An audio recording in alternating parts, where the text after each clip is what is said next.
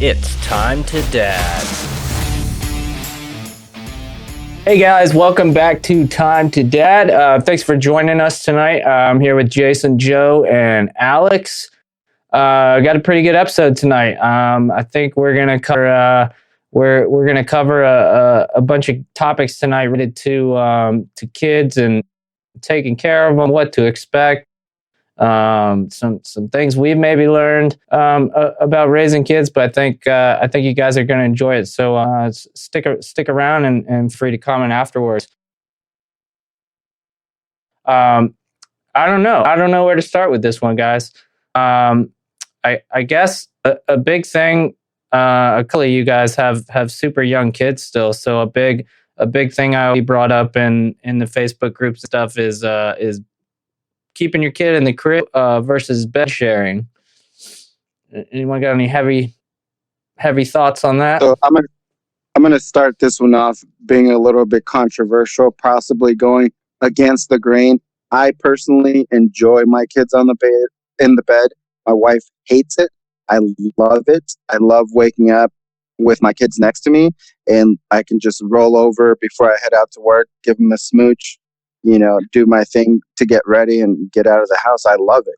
We have a king size bed, so my German Shepherd fits, my little Chihuahua mixed dog fits, my wife fits, me, my pregnant wife, me. I'm a big guy. I'm 5'10", like 250 some odd pounds. Like, I'm a big dude. I'm not a small person, and it's we all fit very comfortable. But I know you're not supposed to. Should be a little bit more independent, but again, I really enjoy it. As you can hear, they're still up. How long have they been in there with you? Since forever? Basically since day one, I want to say. Like really? No, I'm exaggerating, but okay, baby, we're doing a little bit of talking. Can you wait your turn? No kids. No kids. Just dad. You can't actually podcast. I know what you're saying with the kids. Yeah, don't touch that. That's fine. Kids. I forgot my point. No, but they're pretty young because my wife, she was gonna have the to one change being the name the mom, to Time the to Dad with responsible kids one, now. waking up to get the kids. I mean, obviously, I would do my share with that, but we gotta have a bring. She would just be so exhausted from constantly waking up that she would just leave them on the bed with her. And again, we have king size bed. I'm 100% down with it. The only time where it was dangerous was when they were much, much smaller, and if I did roll over, that was a concern. But now they're like an actual obstacle. It's like, I can't just roll over this kid without feeling it. You know what I mean? I woke up so many. My wife was the same damn way, like just pure exhaustion. Like couldn't even expel the energy to take him back to crib, and so he'd stay in the bed, and I would wake up like frantically looking around like, is he in the bed? I don't know if he's in the bed. Did we fucking squeeze him? I would have nightmares about that shit, man. I absolutely, he slept like a little angel when he's in the bed. I mean, especially when he's smaller. But it just gave me so much anxiety and fear about thinking I'm gonna fucking roll on him. And I'm not I'm not one of those people. Well, my wife thinks I'm like running a marathon in my sleep sometimes, but I don't really move around a whole lot. But it's still, man, it gave me so much anxiety. I don't know how people do it regularly. Yeah, I get. That was kind of the same thing. I was kind of always freaking out. My wife, we had him out kind of in his own pretty early. My wife was like the lightest sleeper ever, and within 2.5 weeks, I think we had him in his crib by him, his crib, not the bassinet. He was in his crib, sleeping. Oh, that's the other thing. By himself. Yeah, to this day, I mean, he's an awesome sleeper, and we went through a little phase when he wanted to be around, in the bed with us, and obviously he wants to be, but he's waiting for Christmas. Actually, he comes up to us. He knows Christmas Day we're letting him sleep in the bed, so he's excited for that. He's so we're gonna make it a little special thing for him because he's been asking. Because when he was in Poland with my wife, they didn't have a crib there, so he slept in the bed. That kind of changed the routine a little bit when they were there for a while. And then we were actually just upstate New York last week, and our in-laws had a big queen bed. and he slept in that all by himself. And he woke up in the Nice. morning. He was like, Dad, I'm so excited! I got a big bed, and he was like so pumped up. Nice. You know, so I think he's ready, but for our sleep, we haven't done it as much as we want to, and we've almost caved in a few times. You know, we're trying to keep that habit out for us. So I think so they don't really sleep in the bed. I mean, my kids are very young, so it's the youngest is in a bassinet. He's next to the bed, and he definitely gets put on the bed, but definitely freaked out at that age about rolling over on the kid or, them suffocate, whatever. The things they coach you pretty well nowadays at the hospital. Like they tell you some pretty nasty stories, whether Yeah. it's even like the dad, and I guess it's a true story, but like literally holding his newborn in his arms, falls asleep, and then like spring like is awakened like freaked out that he fell asleep, drops the baby. Like that's so you hear a story like that, like I'm pretty careful to just be like, yeah, he sleeps in his bassinet right next to the bed. I mean, my wife breastfeeds, so I mean he's over there, and Russell, I forget. I mean, I think the breastfeeding makes a difference in terms of getting them in their own room. Like you can go like a year. I mean, he definitely went like 6 months or so, and then we tried to put. I think we put him in his own room after that. But it's just easier to have him in the same room when she's feeding him like that overnight. But Yeah, it's I was I gonna say crib versus the bed is a double-edged sword too, because like we had a Nest Cam that was set like right up above his crib, but then we're checking the Nest Cam, like he's not making sure he's not rolling out of his swaddle, and or didn't somehow roll over on his face, and we're like, is he breathing? And the Nest Cams are pretty nice, but they're not super high def, so you're like staring at it, waiting for the pixels to adjust to make sure he's breathing and shit. So the bassinet's nice, though. I forgot all about that, but yeah, because he's right there, so you can hear what he's doing, and I did enjoy the we only had bassinet. that for a few weeks. Yeah, we didn't get to experience that one. It didn't work out for us. He didn't like it, or I don't think I liked it. Yeah, I don't remember.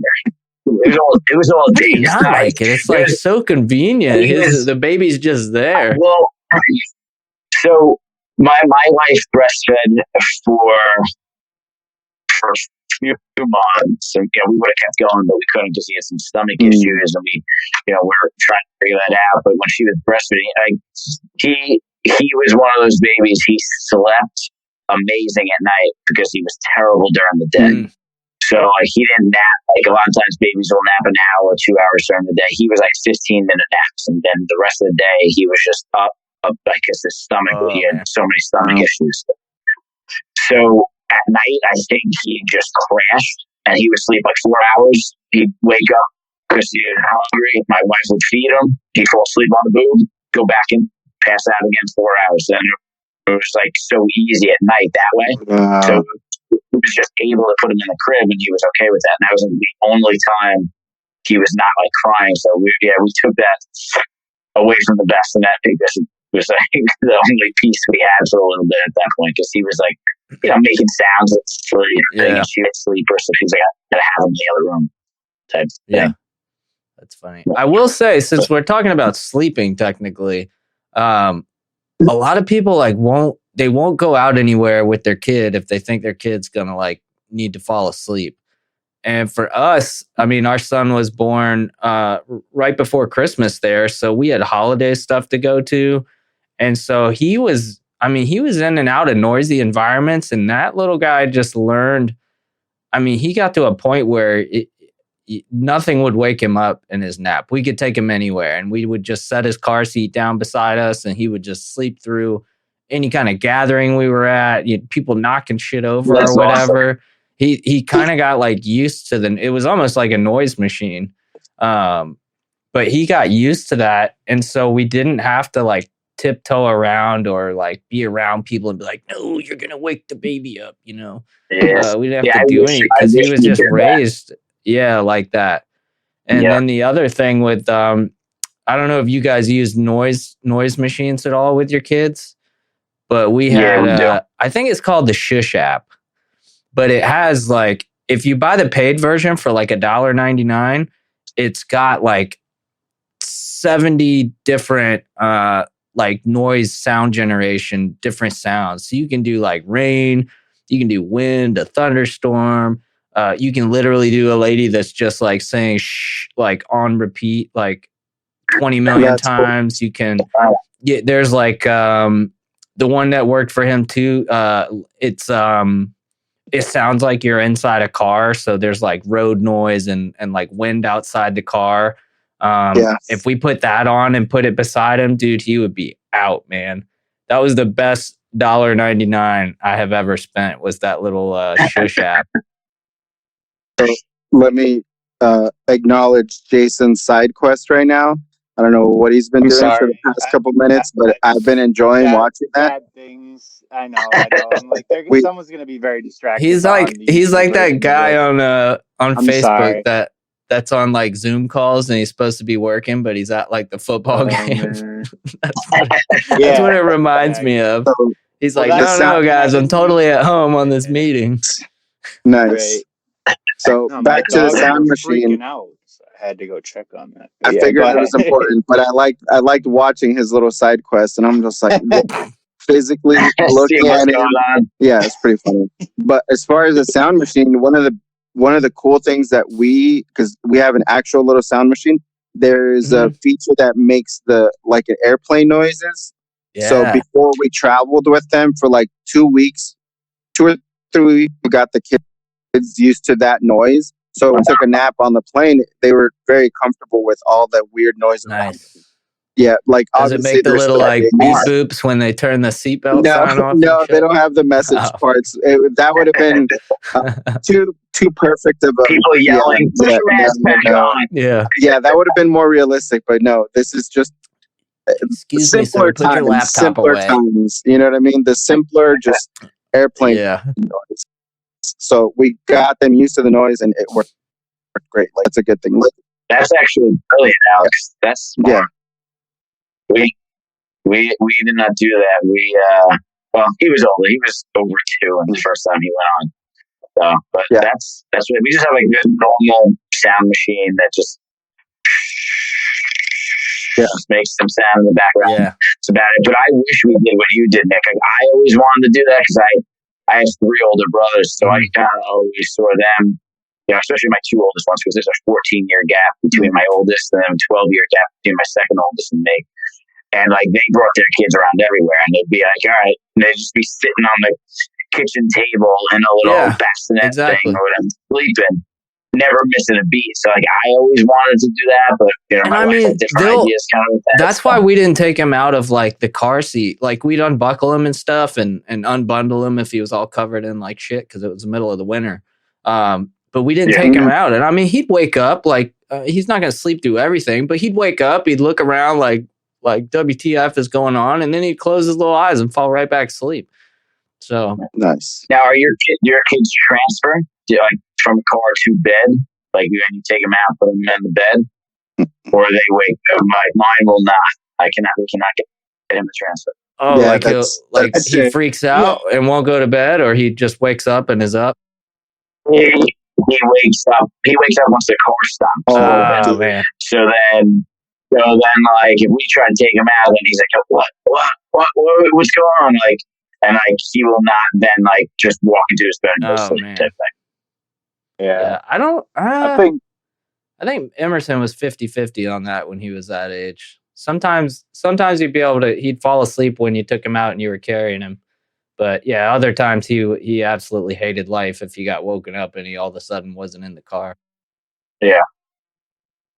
Russell seems to, I think he's got my mindset. I remember when I was a kid, my mindset was, even if I'm awake because the car stopped, I'm going to act like I'm asleep to get the free ride to go inside. So Russell, I mean, he definitely no, I'm asleep, like, because he likes the like to be held and carried in like that, and then he'll usually go right back. I think the whole process, the traveling from the car to bed, yeah, he kind of wakes up, but he's so tired. You can usually transfer him. Yeah, but Okay. I raise heavy sleepers. I'm a heavy sleeper. You said your wife. Who said their wife was a light Just like sleeper? the lightest sleeper in Korea. Like I get up, I think that's. I'll like roll over, like grab, I don't know, like some my seltzer. chapstick on my nice. Yes, usually it usually is. But I'll like roll halfway, and she's like, "What's going on?" She's freaking relaxed, like My wife acts like I like sleep. kicked everything over in the bedroom when I come to bed after her, and I'm like super quiet. She's like, "Why are you being so loud?" I'm like, "What are you even talking about?" I think that's the natural maternal instinct, so they can just hear everything. Yeah. You know, There's always one heavy sleeper and one light sleeper, though. I don't think I've ever seen two of the same. Yeah, usually it's my parents are both like heavy sleeper, like that. I can remember as a kid, weekends, Sundays, Saturdays, like I didn't know that people actually did things before 10 in the morning. Like my parents were just out. And they told me like before kids, they were those people that would just sleep till noon, like on their day, like weekends, like I would so do that. And I got that. I got that in me. I love sleep. Like I have a big problem with that. I don't know if that's like a possible segue, but do you guys have like how do you fight going like snooze button, waking up? Like what? Because you like I love sleep so much. Like it's very difficult to actually get out of bed. But I don't know what the trick is. I've tried a lot of different shit and I'll give you the secret. I'll give you the secret, Jason. I'll tell you the secret to fucking life, dude. You ready? You ready, Jason? Just don't set an alarm. You got to pay bills, man. That's what helps you get up. You got bills to pay. Yeah, man, I'm a salesman. I could justify like, nobody's coming in at 8. I'll just sleep a little later. Like I sell my cars after like 3:00. Like, I do gotta pay bills, but I got a weird job when it comes to that. Like, but I mean, like I'm trying to get up at 5, get my mind right, have some time. I mean, I know I lost my South African confidant with getting up at 5 a.m., but what I can say, I mean, being in sales or like the type of business like that, it's always tough. But like one thing I could probably say is if you use like affirmations, like like I know like there's one of my friend's brothers. He used to hate getting up in the morning, and when he woke up, like his thing was he would just yell at himself, as stupid as it sounds, but it worked. He'd just get up, get up, get up, get up, get up until he actually did it. And there is a book, 5 Second Rule by I think it's Mel Robbins, and the whole book is a very simple read, very simple book. I actually did the audio, and the whole thing is just the premise of anytime you have a thought come into your mind, count down from 5, and whatever the thought is, you have to do that. Kind of like Yes Man, right? The movie with Jim Carrey. But the other thought is you have to do that thought within like the 5 seconds. Because after the 5 seconds, what your brain does is now you haven't done it. So the whole premise of it is that now it's going to be harder to do it after those first 5 seconds. So like I was doing it, and when I was reading the book, is I was like, all right, I want to get up early and I want to go for a run. So I would wake up, like in my sleep, and my first thought was, all right, start counting. And I was up within 5 seconds. And then my next thought was, okay, let's go get the running shoes. And now I went, started tying my running shoes, and now my shoes were on. And it was like, all right, well, shoes are on, I'm out of bed, I'm not going to go way back down. So that audio book, as crazy as it sounds, that helped me an absolute ton. 5 Second Rule. 5 Second Rule. Yeah. My ADD brain has gone from, I used to say I can't read, so I'd do the audio books. Like that was my shortcut. I'm to the next level. Now it's like I can't do a full audiobook. I'll do the headway 20-minute version of the full audiobook. So I get the Cliff Notes so I can just blow through like 7 books a day because the reason that one was good was because the concept is simple. Just count from 5 down. So like even if you missed like some of her stories or things like she talked about, and like these business things, just skip that. All right, 5 seconds, great, 5 seconds, and that was just the whole premise of it. So it was real simple on that. I think you can even get it like free, like you can get like free audiobooks through an app called Libby. It's like through your that's your library. Yeah, through your library, right? Yeah. And then there's another one. I forget the other one that I used to use. I don't know, but through your library, your actual public library nearby, you can get a bunch of free stuff through that, which is pretty cool. Yeah. Which is weird that you have to rent an audiobook and you have to return it, considering it's an audio through an app through your own library. It's kind of like how the hell you return it? Streaming. It just goes away. They just take it. Okay. Your free trial is ended. So the library only has the rights, like software. Like there's a licensing thing in the thing. So it's like a library app or some crap. They pay for the right to rent it out, but they can only share it so many times. So once that person's done with it, they can't just let everybody have it for free because they paid for the right. They paid for the audiobook rights to distribute it the way that they're like. I mean, all you got to do with that is just like screenshot your fucking phone and record the whole damn audiobook, and then you just like own it forever. But we'll probably get shut down for giving out tips like that. Screen record. Yeah, dude, I screen record everything. I just steal the fuck out of like every video, every audio. You gotta somebody's at your door, bro. Go check. Yeah. It's the man. Well, they want that $250,000 copyright fine money. Yeah. That's a time-consuming thing, so I don't think they're going to come after me because nobody's taken the time to just have their phone sit there. Because anything that comes up on your phone while that's happening is also getting screen recorded. Mm-hmm. You get a text, like whatever. Yeah. So it's not like I could sell it. I just want to have access to it offline or whatever. You could if somebody was just doing it for the audio, I guess. Yeah, and I never thought of that. It's interesting. Wait, so definitely not going to do it too much. Has your oldest isn't in school yet, or is? Me, Jason. Ooh. Oh no! I got 2 under 2. Oh, okay. So well, that's what did it to me was. Yeah. My son has to be to the bus stop. The bus gets there at 7:03 every morning, so I have to get up at 6.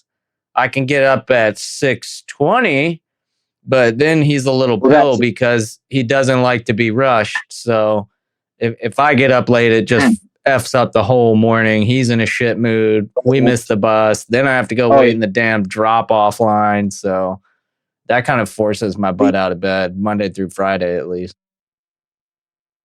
I think that the negative energy of a bad morning, which is like rinse and repeat for me, Groundhog's Day right now, between have an issue with setting the alarm clock, not setting it, having it on PM versus AM, not having a backup. Oops. And then once you get to a certain time and it's like, oh, I'm just going to keep sleeping. But then you do wake up late and you're rushing and everything seems to go wrong with your pets or your morning routine when you're trying to rush something. Yeah. So that mental state, getting to work is so like your brain is in such an anxiety stress state.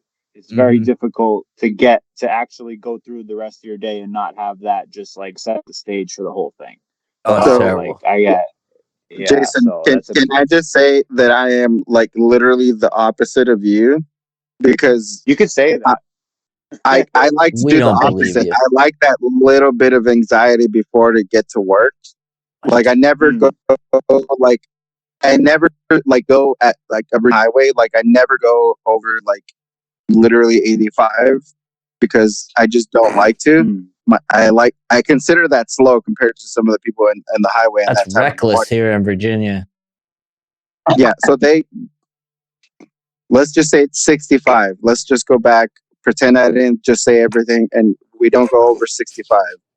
That's legal in my state. Can't put the toothpaste back in the Nice. Yeah, okay. Well, I do enjoy that little bit of panic because that gets my morning started in a better way to me. Because my heart's racing and I'm like, oh crap, I'm gonna be late to work. Coffee will do the same thing. You're an I don't know. No. ice bath guy. Coffee, you gotta, rush your brain, shock your brain. So you need a cold shower, ice bath, man. I've done that. I've done the cold shower. I haven't done an ice bath, but I love that little bit of panic. I've done that little bit. Okay, well, I'll give it a try. I'll give it. I bet it would. I'm scared, but it seems like I can't imagine anything being more shocking to the system than that. So that's intense, man. I like the idea because I think I told y'all on one episode. You have the setup. You got the real. No. I just take a freezing cold fucking shower, and half the piping's exposed in a crawl space. So if you take the first shower in the morning, that water is cold. Especially when it's like 30 degrees outside. Just get in there and just turn that shit on. It's really weird. You just hop in there. Yeah, you get that shock factor, and the first breath you take, it feels like you have never taken such a full deep breath in your life as that. It's kind of a weird feeling. And then your body is like, okay, I'm not gonna die. We're just in a shower, and you calm down and you stop tensing up. And then once I get to that point, I'll turn the hot water on because who the fuck wants to shower in that cold water for 10 minutes or whatever. Yeah, but I like the hot combo. I'm definitely want to get into if I have expendable income down the road, like the ice bath setup and sauna, Luke was talking about that. That stuff's expensive. Fire, ice. It's actually the tub is cheap. It's the damn chiller that is going to cost you upwards of $800. And then the electricity or whatever it's going to take to keep it cold too. Yeah, but in the winter, where I live, I could make a nice bath real quick on a cold morning. Exactly. In the winter, people buy them and you either put some ice in it or it's fucking cold enough to just make it an ice bath, and you just leave that shit outside and you're fine. It's just the summer and spring you got to figure out how the hell you're going to cool it down.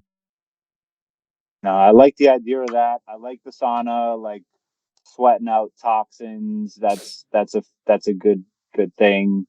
Meditation, I got to get more into, but yeah. How did we get here from the kids not sleeping? Because we were talking about sleeping and how we get up. We went from kids sleeping to adults sleeping. Oh, I did this. Yeah, you did. Blame the tangent on you. Well, to go back to some of that sleeping thing, this is something we recently just switched and took the rail off the crib, and now I don't even know what it's called. No rail, but it's like a half rail, where so he could technically get. Oh yeah, it's got the toddler bed. Yeah, but it was an all-in-one, so it was we bought it, so when we were ready, so same bed, same mattress, just yeah. But that's what we had, yeah. But he will not get out. He will not get out on his own. Oh, really? Unless we tell him to get out in the morning. He actually sits there, still waits for us to come get him. Just give it a couple every months. Morning. Russell. Yeah. Our son just started. Oh, sorry. No. Oh yeah, our son. So he transitioned to what you just said. Then he transitioned to a big boy bed, which is the same size mattress as the 3-in-1 crib thing, right? So you transfer the mattress over, but it actually looks like a normal bed. It's just toddler sized. So he's in that now. Okay. But we have one of those door handle safety ball things on the inside of his door. And so recently, his biggest thing recently is he likes to have the door left cracked open at night, which he's been pretty good about. We usually wait till he falls asleep and then we'll close the door just so we know he's safe and not wandering around the house. But eventually he'll get to where he wants the door just left open. Cause he told me tonight, he was like, "Did you close the door last night?" And I was like, "Yeah, I do every night to make sure you're safe." And he was like, "Can you leave it open all night?" And I was like, "Okay, whatever." So we'll find out if he decides to get out of bed at like 5 a.m. and come upstairs or whatever. That should be fun. But I was gonna say we were. Now, what time do all your kids go to bed? Do what? What time do all your kids go to bed? Oh, so well, our daughter's not in the house, so she does whatever the hell she wants. But we typically try to put him down at about 8 o'clock. We start his routine, and so his routine, we give him one of those little Go-Gurt things, and we go upstairs and we read him whatever book he picks off his shelf, and then he goes potty and brushes his teeth, and then we watch like a quick 20-second video clip or something, and then he lays down and we give him snuggles and he goes to bed. And all of that can take anywhere from 10 minutes to half an hour to 45 minutes, depending on the mood he's in. I mean, some nights he just fights it like hell and it just becomes a whole thing. Because he's a routine monster, like I said. If you veer off what I just told you was his routine at all, or something distracts him from the routine, the whole thing is just gone to shit. Like some nights we still have to do kind of like the Ferber method with him sometimes, because he'll get so worked up over either not wanting to go to bed or not getting to wear the pajamas he wanted because they're in the wash, that sometimes we just got to like leave the room and let him go lay down and cry it out. But it's fun times. Routines are intense when you think about it. Like people like to say, and I'm not one to throw it around loosely, but people say, "Oh, like the military is like brainwashing." It's not brainwashing. They're using your brain against you. Like your brain wants a routine. They're using science to their benefit. Like your kids, yourself, a routine is so intensely important to like keeping you stable. And I'm sure Alex is going to tell me to break your routine every day and do something different. But routines are, for me, like breaking from a routine sets the day all awry. And my kids, the routine is huge. Pets, the same thing. The dogs are on a very, like they eat at the same time every day. They do the same things every day. The kids, as long as you do it, your life is okay. If you break it, if they're off on a different time wave that night, it's going to be a long one. You get stuck out at a family gathering till 9 o'clock, and that hour of difference between their bedtime, huge friggin' difference. Yeah, it changes everything. I'm going to let Alex go to this because I feel like Alex got something good to say here. So Jason, I spent 6 years in the Army, and I spent 3 years and some change in the Navy, and I can go from routine to like pure chaos real fucking quick, and I can operate in both of those literal elements because I love being late. I freaking love it, but I also love that morning routine of, hey, let's say 0500 you wake up and then you do PT, and then 0745 you have to report to X, Y, and Z, right? That's how I'm so used to operating at a scheduled, like literally in the regular normal world. I'm like, oh, I can be lazy too, bro. What's up, man? Let's do it. Yeah.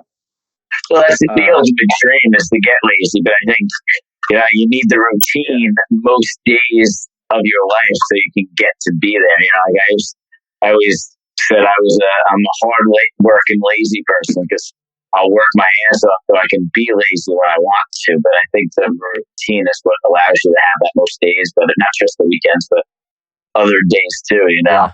I wish I was more consistent with it. Like I wish I could be that 9 o'clock p.m. as we're here at 9:22, right? 9 o'clock p.m. in bed. Right, waking up like 4:30 in the morning, get up, run, have your cup of coffee. I told you guys that one time where I like consistently tried to get to bed before 10 o'clock, and I'm a night owl, man. I could go to bed at 10, 11, 12. shit, if there's something really good on Discovery or the Science Channel, I'll go to bed at 1 in the morning. There was like when I got busted in the face with that baseball, I was consistently getting to bed between like 9:30 and 10:30, and I felt so freaking amazing getting those couple extra hours of sleep, dude. But even with a broken switch, even with my face hurting like shit, and them only giving me Tylenol to help with it, I still felt a million times. My face looked like shit, but I felt a lot better. So. Yeah, I think I feel like there's no in between. Either you're like Bobby Valentine, he was a Red Sox manager. He used to claim that he slept like 2 hours a night and he was fine. Elon Musk says that you're shit. either like there's some people that are crazy that are just like that. I had a coworker. Yeah. So or you need now that you said 10 hours. Yeah. Or, there's no in between. Yeah. Go ahead. So again, I can go like at a bare minimum throughout a week, if not weeks, I need at least 4 hours of sleep. At least 4 hours. And after that, no matter what, I can fucking carry on, right? It can go on for weeks, months, it doesn't matter. I know myself that I need at least 4 hours of sleep. Yeah. So, but I can also go from you gotta take power naps on 4 hours of sleep. Depends if I can, I will. Yeah. If not, drug. Oh yeah, there's coffee involved. There's energy drinks involved. Like Four Locos. Well, this is just a regular. The original Four Locos. The original. That's how Elvis got hooked on that shit. Was in the military, right? Speed. Well, I mean, that's just they didn't offer you speed in the Army. Or what branch were you in? I was in the Army. They didn't offer me no speed. What the hell? I got shit. Alex is like, where's this? Man, I signed up for the wrong shit, dude. No, they were pumping Elvis with pills, man. That's how he got hooked on that shit. He wasn't a drug addict. So different times back then. Oh yeah, they definitely keep me drugged up. Like I have a pharmacy at all times, so I can vouch for that. Nice. Yes. Well, this turned into a time to dad sleeping episode. I feel like. Yeah, dude. Mm. Yeah, it turned into it. It did. Well, if I get like less than like 6 hours of sleep in like 2 nights in a row, I'll actually be like starting to get sick. Yeah, that's my wife. It's like she's like that right my immune now. system. Yeah, I can function, but I'll get she sick. can't function. Like, yeah. Well, I'll just. No, she's the same way. She's got. Yeah, we thought she got COVID from either my mom or brother-in-law, because she had like the same exact fucking symptoms, and she's been up trying to finish the last couple of weddings she shot for wedding season. I saw it coming because I was like, every time you do this for like a couple weeks straight, you just get worn out and your body starts shutting down on you. She's like, no, I'm fine. So then she started getting those and we're like, shit, you got COVID. Now we're all going to get it. And so she tested negative, tested a second time because a headache showed up. And then she finally went and saw the doctor Monday or Tuesday, and it's a sinus infection. But yeah, when she starts wearing herself out like that and not getting enough sleep, your body will do some weird shit to you, man. You don't realize how much, like if you get a cold and you're wearing yourself out, it's going to be 10 times harder. Your body just doesn't have the energy, and you're not allowing it to recoup, because there's a lot of shit your body does when you go to sleep, right? When you shut down like your muscles to go to sleep and all you're doing is all your body's doing is breathing and pumping blood, your body, it needs that time to repair itself. And if I don't know how the fuck Alex does it. If you can consistently like roll on 4 hours, I could do it for a couple of days, but then I'd just be miserable. I think just military people. Has he got a cardboard cutout behind him? He's got a stand in. Yeah, he's another side quest. I love it. In case I'm not here, I'll just bring Jimmy in, and we can. Jason looks like that's awesome. It's funny. Yes, I'm doing dad stuff. I'm sorry, I'm all over the place. I'm trying to watch my kids, and I don't want to digress from Alex, but I can't. Fun fact: the CasaCam app, you can't do it on a computer. You have to do it on your phone. Oh, wah, But my wah. wife is at the store, and I'm trying to watch my kids, but you guys are on my phone. So I'm on like I'm Well, trying we're to get more the camera. important than the kids, right? yeah, dude. Basically, yeah. F So them that's totally fair. kids. But no, I'm just like I'm just worried that the 4-month-old is screaming at the top of his lungs, and I'm just Oh, totally well, you ignoring can it. go But check. We were just making fun of you. Yeah. No, it's all I don't good. want your kid I'm to just trying be to- screaming. You can check if you need. So going, No, it's fine. Yeah, I was gonna Go ahead, say, Alex. tell me I was gonna this say going back. magic you work. So, like Jason said, the military does wash you, and one of the beautiful things I that didn't say that. you did literally say it, Jason. What I'm trying to say is he's not completely wrong, because one of the key things that I learned early on in my military career was your body can do so much more than you think you're Oh yeah. capable of. The Oh yeah. limit is your Definitely. mind. The limit is your mind. And that got me to do, faster times on our PT test. Got me to run longer distances. It, because of that, aren't aware of a human called David Goggins. You should look him up and see what an absolute. Oh, I know David. He has.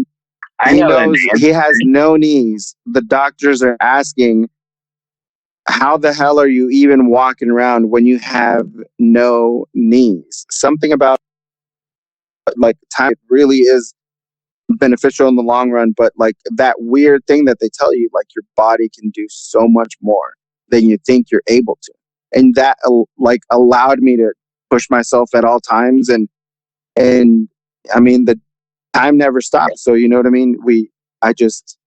I'm like That's scary though, man, 4 because I feel like that's a slippery slope, right? 100%, 100%. Again, Like something the man you has should no knees. maybe It's not healthy. yeah. Yeah, Yeah, that's what it's that's what not I was healthy. It's saying not without healthy saying it. or recommended. What is healthy? There's no rules to what healthy means. If he wants to just Well, have if his body, your that's it. doctors say, Like, "Hey, he's got man," one body, do what he wants. yeah. Well, again, if your doctors are saying, "How are you able to walk?" and he's going Oh, in for yet I read his book. another surgery, like, well, I keep up with him and through Joe Rogan and David Goggins through Insta, all that good stuff. That's how I keep track of them. But I can't help but to be inspired to, even with myself, and I know I can do some crazy stuff, and just watching them doing even crazier stuff, I'm like, yep, there's no limit to what we can do. You know what I mean? Yeah. Yeah. I met. You guys remember that movie, The Fighter, with Mark Wahlberg? Won a bunch of Oscars. It was like a boxer movie about Mickey Ward. Yeah. Mickey, and it was Christian Bale. Christian Bale played Dickie Ward. So when I was in college, the real Mickey and Dickie Ward came and gave did like a seminar in the auditorium, Mm-hmm. and they said something that like, first of all, they talked about like the movie and how the actors like mimicked their actions, and like they literally went out to dinner and tried to like learn how to talk, like method acting. But they said something about when you're training, and essentially, and I wish I could do it. I try, but there's a point when you're running, when you're lifting, when you're pushing your body to a certain level, where there's that point when you want to quit and you feel like you're done, you're completely exhausted, which for the average out of shape person is like running a mile, like whatever, like then you just feel like, oh, I gotta stop running, I can't run anymore, I have to stop running, even though people run marathons nonstop all the time. But Mickey Ward said, he's like, there's a darkness, there's a point where you're running and you're pushing, and that darkness, if you push past that, if you get past that, that's where actual like like success and talent athletically comes from, is when you get to the other side of the darkness where you want to stop. So your brain will stop easily 10 times before your body actually has to. Yeah. So that stuck with me for, that was like 10, 15 years ago. I heard him say that, but I say that to myself at the gym every time, the once a month when I go to the gym. So, so I think That's probably most of your training, right? I was in the army and stuff. Like, it's pushing you past the limits that your mind is telling you can't, but you just get through it. Exactly. And when you run out of motivation, you're surrounded by savages that will not let you quit, and it's a beautiful thing. And they do weird stuff with your fears too, right? Because they never want you guys to be afraid. So they put people in those uncomfortable situations, to teach your mind how to function in those weird situations. And I know I don't have any experience with it, but I've watched a bunch of documentaries on how the Marines and the Army train, and it's a weird headspace they're able to get those guys in, to make them the ultimate fighting machines. Just the weird ways they can manipulate the armed forces, men and women's minds, to overcome that kind of stuff and to function under extreme pressure that a normal civilian would just crumble and cower in a corner over. It's really weird if you start looking into, there's a lot of, I can't think of one off the top of my head, but there's a lot of books written by veterans that are specifically about like mental fortitude. And they talk a lot about the drills and exercises that the armed forces use with those men and women to kind of condition them mentally for stuff. Testicular fortitude. Yeah. I think, I think training and constantly training helps when you come up to any unexpected situation. You kind of handle it based on, I hate to use the word threat level, but based on based on the based on the situation, you figure out what steps you need to go before you discipline. Accelerate to like a place where you shouldn't be, right? So there's escalation to everything. But even with planning, you're like planning, training. You're like, you can't stop because of this. If somebody gets hurt, immediately attend them until the threat is taken care of, right? And then you can help your buddy. Then you can look at yourself. Then you can look at everything else, right? There's levels to everything. So like, I think, again, not the brainwashing helps the military too much, but I think just training overall is beneficial. Knowing the people around you gives you confidence in what you're going to do. That's a good one too. I guess you guys do a lot of teamwork drills and drills where you're relying on someone else, like rappel drills and stuff. I think you guys did that, where other guys are literally holding the end of the rope and you're kind of trusting yourself to them when you do like fireman rappels and things like that. I don't know if you've ever done one of those in the military, but it's kind of freaky the first time you trust somebody to hold the end of the rope, and they're the guy locking off the rope that keeps you from, your ATC and your harness from sliding down the rope any further. I think there's like 3 reasons that they throw a bunch of fucked up scenarios at you. Like, number one, you want to see how each person reacts to something fucked up happening, so you know who you can put in what position for potential fucked up stuff, which is going to happen in a military operation. Number two, when something crazy happens, for at least for me, like, I definitely, there's a quick second where I just lose all functionality and just panic. And then after that, I'm usually looking for anyone else that I can like be like, what do we do? So the teamwork aspect, your first instinct to go to somebody else. And I babbled, so number 3's gone. But those two things I think are why they would do the I fucked up need to know number situations. 3. I think that's number the cliffhanger. number 3 was, essentially if you're gonna do fucked up, they're trying to throw a bunch of fucked up scenarios at you to exceed what you're actually gonna see, because you're gonna be put in a bad situation to almost overdo it and make sure, like, well, it's not going to be as fucked up as what happened when we were training, but it's going to be pretty messed up, and you're going to have to make a quick decision, and you're going to have to trust somebody else. So all those things kind of come into it. But I have no idea. I wasn't in the military, and I don't even play a soldier on TV, Alex. But that's my thoughts on it. Yeah. So I guess to answer the non-question that you asked, you can't think. That's the thing. You can't think. Everything has to become muscle memory, second nature. Yeah. There's always a fallback. There's always a fallback to the next thing, right? If this failed, now we go to this. We adjust each time. You know what I mean? You can't stop. Again, the crazy scenario, your buddy gets taken out, right?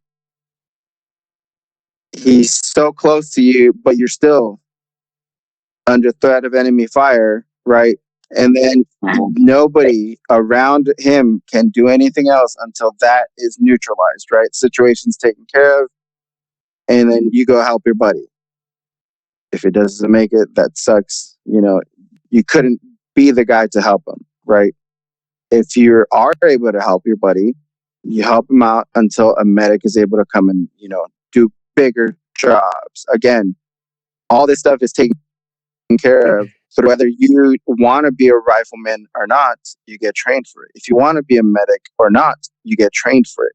It's not super extensive. You're not going to be a surgeon here, but you're going to have basic knowledge of how to do certain things to help your buddy that's injured, right? Again, everything is training, repetition. And the key is... Interesting.